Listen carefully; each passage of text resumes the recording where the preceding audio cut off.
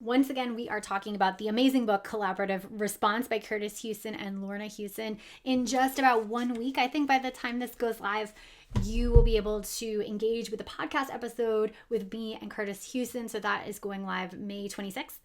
So check it out, grab the book. It's amazing. Today, we're going to dive into a specific example of a pre-meeting handout that educators can fill out prior to a collaborative team meeting.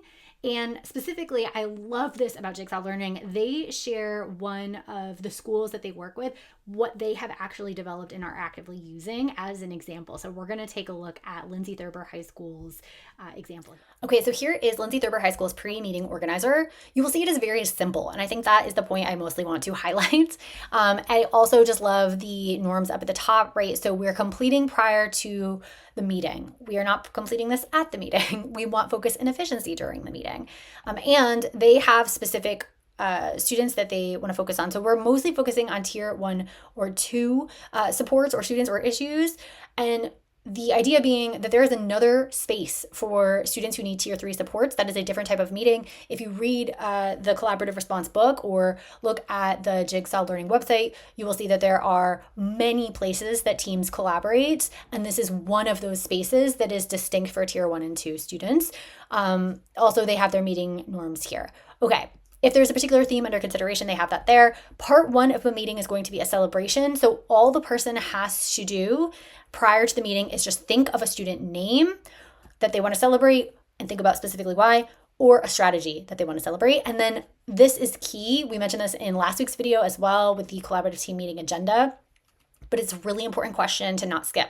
What specific support or teacher action enabled or contributed to this success, right? What did we literally do? Because we want to do it more. We want to do it in more classrooms. We want to do it more often, right? That is important. And I love how it is even bolded. That's super specific. And then the second piece is really just that there's an issue of concern. And so we are going to summarize it. It should only take 30 seconds or less. We are not going on a monologue about a particular student or issue in depth. Just what's the key issue? This reminds me of the author who said, sorry, my message was so long. I didn't have time to make it shorter, right? The idea being we do the pre-work, we do the thinking ahead of the meeting so that we don't ramble on and then we can make it short. If they have a student name in mind, just be thinking of that. They don't need to share that, I believe is the recommendation there.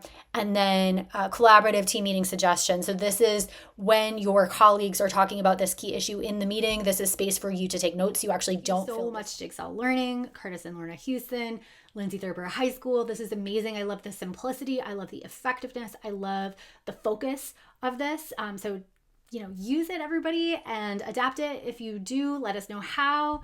And enjoy those really highly efficient meetings that are focused on key issues and not going down rabbit holes.